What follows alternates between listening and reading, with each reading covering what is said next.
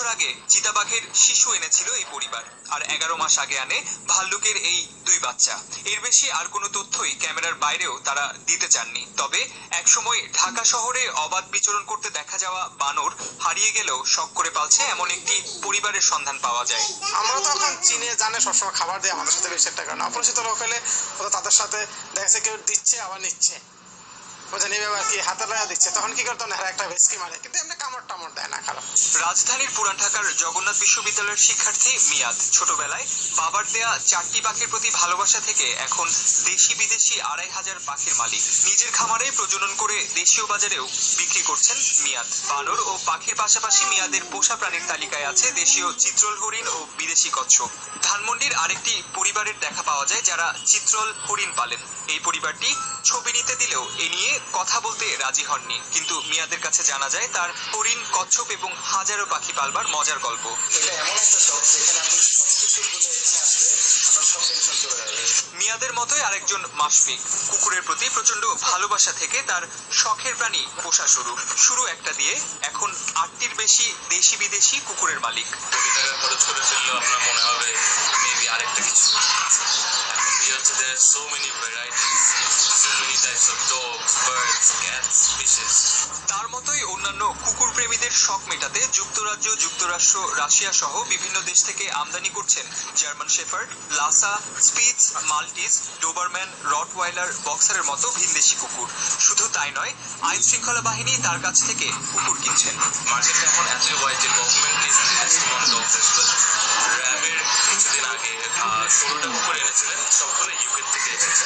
বিচিত্র প্রাণী পোষার এই শখ ছড়িয়ে পড়ছে দেশের আরো নগর শহরে। দুর্লভ প্রজাতির প্রাণীর প্রতি এবং নানান প্রাণীর দুর্লভ জাতের প্রতি এই শৌখিন ব্যক্তিদের তীব্র আকর্ষণ। কিন্তু সেগুলোর সংখ্যা বিরল হওয়ায় এবং বিদেশ থেকে আনার ঝুঁকি অনেক বলে অনেকেই দেশের বাইরে থেকে একজোড়া বিরল প্রাণী এনে দেশে প্রজনন করিয়ে বিক্রি করছেন স্থানীয় বাজারে। আগের মতো আর এখন বাইরে থেকে ইম্পোর্ট করতে হয় না, অনেক মানুষই নিজের বাসায় ছাদে বা ফ্ল্যাট নিয়ে এগুলো ব্রিড করে। এখন পর্যন্ত দেশে ব্যক্তিগতভাবে বাঘ, ভাল্লুক ও বানর পালার আইনি অনুমতি নেই। বন বিভাগের কর্মকর্তাদের কাছ থেকে জানা গেছে অনুমতি নিয়ে দেশীয় চিত্রল হরিণ এবং বিদেশি কচ্ছপ ব্যক্তি পর্যায়ে পালবার সুযোগ থাকলেও দেশীয় কচ্ছপ ধরা ও পালা আইনত নিষিদ্ধ। এখন অনুমতি না থাকলেও ব্যক্তিগত পর্যায়ে বাঘ, সাপ ও কুমির পালবার আইনি বৈধতা দেবার প্রক্রিয়া চলছে বলে বন বিভাগের কর্মকর্তাদের কাছ থেকে জানা গেছে। ব্যক্তিগত পর্যায়ে কেউ হাতি পালছেন এমন খবর না পাওয়া গেলেও ইতিমধ্যে হাতি পুষবার অনুমতি দিয়ে আইন প্রণয়ন করা হয়েছে। তবে দেশীয় অনেক প্রাণী ধরবার ও পুষবার উপর নিষেধাজ্ঞা থাকলেও গোপনে সেই শখ মেটাচ্ছেন অনেকে। দেশি টিয়া এবং ময়না পাখি একসময় অতি সাধারণ দরিদ্র পরিবারেও শখ করে পালতে দেখা গেছে। ভাগ্য গণনার জন্য প্রকাশ্যে রাস্তায় টিয়া পাখির ব্যবহার দেশে একটি অতি প্রচলিত ব্যাপার।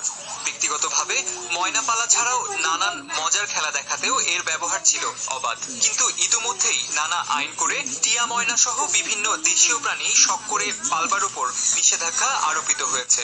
প্রাগৈতিহাসিক যুগ থেকে এই দেশের মানুষ বন্য প্রাণীকে লালন পালন করে একশো শখের পরবর্তী হবে, কিন্তু এই কাজগুলো করতে গিয়ে কিছু কিছু বন্য প্রাণীকে আমরা হারিয়ে ফেলেছি। বাংলাদেশের কোনো পাখিকে কিন্তু আমরা লালন পালনের নীতিমালার মধ্যে রাখিনি। অন্যদিকে এমন সব প্রাণী ব্যক্তিগত পর্যায়ে শখ করে পুষবার আইনি অনুমতি দেবার সিদ্ধান্ত হয়েছে যেগুলো একসময় দেশের মানুষ হয়তো পুষবার কথা কল্পনাই করতে পারেনি। ময়ূর আমাদের দেশে লালন পালন করে আমরা কেন করতে পারছি না? একসময় আমাদের বনে ময়ূর ছিল, আমরা এটার ব্যাপারে আমরা মন্ত্রণালয়কে লিখেছি এটা রুল আকারে। কুমির লালন পালন, হাতি যারা বেসিক্যালি পুষতে চাচ্ছে তাদের ক্ষেত্রে আমরা একটা নীতিমালা করে দিয়েছি। শখের পোষা প্রাণী নিয়ে যারা মেতে থাকেন তাদের সাথে প্রাণীদের এক ধরনের মজার সম্পর্ক গড়ে ওঠে। মামুনের এই শখের পোষা কুকুরের নাম শ্যাডো। জার্মান বংশোদ্ভূত এই কুকুর প্রচন্ড হিংস্র হয়ে থাকে বলে বশে আনা কঠিন, কিন্তু মামুন তাকে গড়ে তুলেছেন সভ্য সমাজে বসবাসের যোগ্য করে। কুকুর, পাখি, রাক্ষসে পিরানহা মাছ সহ তার পোষা প্রাণীদের নিজের মতো করে সভ্যতার পাঠদানি মামুনের কাছে বড় আনন্দ। বাংলাদেশে অনেক ট্রেনার আছে যারা আসলে এই পেটসদেরকে ট্রেন করে থাকে। হ্যাঁ, তো তাদের সাথে আমরা যোগাযোগ করি, আমি নিজেও ট্রেন করি, আমি নিজেও আসলে এটা ওদেরকে ফ্যাসিলিটেট করি। কবুতর প্রেমী মাহফুজের কাছে তার পোষা কবুতরগুলো শুধু পাখি নয়, অবসরের বন্ধু। প্রাচীনকালের ডাকপিয়ন হিসেবে পরিচিত কবুতর প্রতিযোগিতাও করছে মনিবদের ইচ্ছে অনুযায়ী। 30 কিলোমিটার ছাড়বো সকাল 6টার দিকে, মাগরিবের আজান পর্যন্ত টাইম থাকবে, ভিতরে যার কবুতর আগে আসবে সেই বিজয় হবে। শখ করে যারা প্রাণী পোষেন তাদের কাছে এটি একটি প্রভূত আনন্দের কাজ হলেও তারা বললেন এই সমাজে এই শখ পূরণে নানান আনন্দ বেদনা ও চ্যালেঞ্জের কথা। অবসর সময়টা ভালো কাটে। বড় অ্যাকোয়ারিয়ামের জন্য একটু বেশি বড় জায়গা দরকার। সেটা থেকে দূরে কোথাও যাওয়া যায় না। ইটকাঠের এই শহরে প্রচন্ড ব্যস্ত সময় পার করে নগরবাসী। ব্যস্ততার কারণে হয়তো দেখা হয়ে ওঠে না বন্ধুদের সাথে, তবে বন্ধুত্বের সে জায়গাটা দখল করে নিচ্ছে শখের এসব পোষা প্রাণীরা।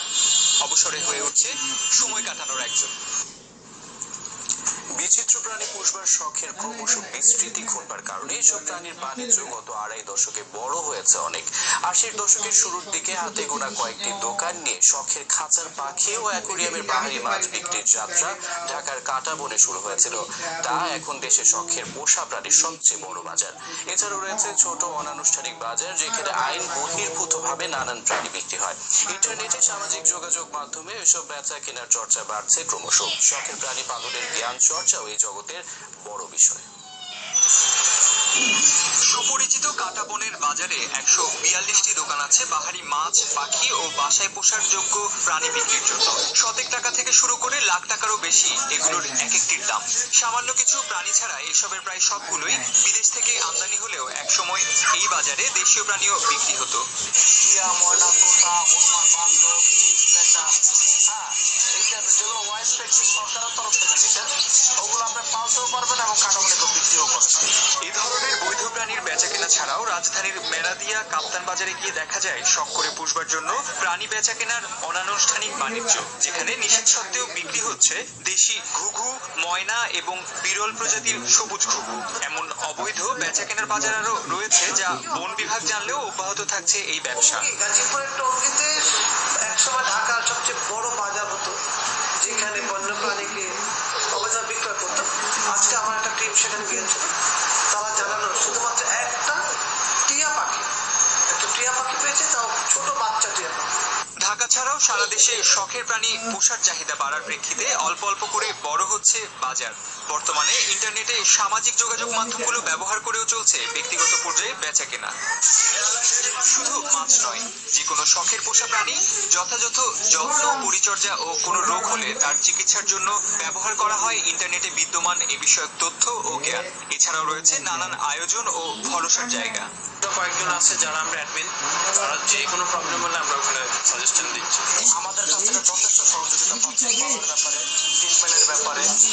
এটা আরো কি করে ভালো করে পরিচর্যা করা যায়, ক্লায়েন্টকে ওদের ট্যাঙ্ক স্পেস কতটুকু, কি কি মাছ আছে, কয়টা মাছ আছে, যেটা বলে আমরা ওদের খাবার অ্যামাউন্টটা ওদের বলে দিই। শখের পোষা প্রাণীগুলোকে ঘিরে গড়ে উঠেছে আরো নানা রকম পণ্যের বাজার। আমাদের এখানে পেডিগ্রি খাবার পাওয়া যায়, এগুলো কিনতে হবে। ওদের জন্য চেম্বু পাওয়া যায়। শখের প্রাণী যারা পুষছেন তাদের অনেকেই পরিবারের কর্তা ব্যক্তি, আবার অনেক অভিভাবক আছেন নিজের তেমন ইচ্ছা না থাকলেও সন্তানের শখ মেটাতে জড়িয়ে পড়ছেন এই শখের জগতের সাথে। বিচিত্র প্রাণী পুষবার এই শখ প্রজন্ম থেকে প্রজন্মান্তরে বাড়ছে বলেই এই জগতের সাথে সম্পৃক্তদের পর্যবেক্ষণ। কাজী বাপ্পা, বৈশাখী সংবাদ, ঢাকা। প্রিয় দর্শক, বৈশাখী সংবাদ উৎসবে এতক্ষণ দেখছিলেন শখের পোষা প্রাণীর জগৎকে ঘিরে কাজী বাপ্পার কয়েকটি প্রতিবেদন। এবার মার্কিন প্রেসিডেন্টের খবর। 2 মেয়াদে 8 বছর দায়িত্ব পালন শেষে হোয়াইট হাউস ছাড়ছেন মার্কিন প্রেসিডেন্ট বারাক ওবামা। নির্বাচিত প্রেসিডেন্ট ডোনাল্ড ট্রাম্পের জন্য নতুন ভাবে সাজানো হচ্ছে হোয়াইট হাউসকে। শুক্রবার ট্রাম্পের কাছে দায়িত্ব বুঝিয়ে বিদায় নেবেন ওবামা। এদিকে বুধবার প্রেসিডেন্ট হিসেবে শেষ সংবাদ সম্মেলনে উত্তরসূরি ডোনাল্ড ট্রাম্পকে বিভিন্ন পরামর্শ দেওয়ার পাশাপাশি রুশ, মার্কিন ও ইসরায়েল ফিলিস্তিন সম্পর্ক নিয়ে কথা বলেন বিদায়ী প্রেসিডেন্ট। সুচিত্রা মল্লিকের রিপোর্ট। টানা 8 বছরের স্মৃতি নিয়ে আর একদিন পরে হোয়াইট হাউস ছাড়ছেন যুক্তরাষ্ট্রের প্রথম কৃষ্ণাঙ্গ প্রেসিডেন্ট বারাক ওবামা। ওয়াশিংটন ডিসিতে ভাড়া করা বাড়িতে এরই মধ্যে ওবামা পরিবারের ব্যক্তিগত মালামাল সরানোর কাজ প্রায় শেষ। শুক্রবার ডোনাল্ড ট্রাম্পের সঙ্গে করমর্দন শেষে হোয়াইট হাউস ছাড়বেন ওবামা, স্ত্রী মিশেল ও 2 কন্যা। তবে ওবামার জন্য সুখবর হলো তার এতদিনের কাজের প্রতি সন্তোষ প্রকাশ করেছে অধিকাংশ মার্কিনী। ওয়াশিংটন পোস্ট ও এবিসি টিভির সর্বশেষ জরিপ বলছে 60% মানুষ তার কাজে সন্তুষ্ট। অন্যদিকে ক্ষমতা গ্রহণের আগে সঙ্গে ডোনাল্ড ট্রাম্পের প্রতি সমর্থন আছে মাত্র 42% জনগণের। দায়িত্ব ছাড়ার দুদিন আগে বুধবার শেষ সংবাদ সম্মেলনে উত্তরসূরি ডোনাল্ড ট্রাম্পকে বিভিন্ন পরামর্শ দেন ওবামা। বলেন, কেবল তোষামোদকারীদেরই নয়, সমালোচকদের কথাও শুনতে হবে। উইকিলিক্সের কাছে তথ্য ফাঁসকারী সাবেক সেনা সদস্য চেলসি ম্যানিং এর সাজা কমানোর বিষয়ে তিনি বলেন, এর ফলে ন্যায় বিচার প্রতিষ্ঠিত হয়েছে।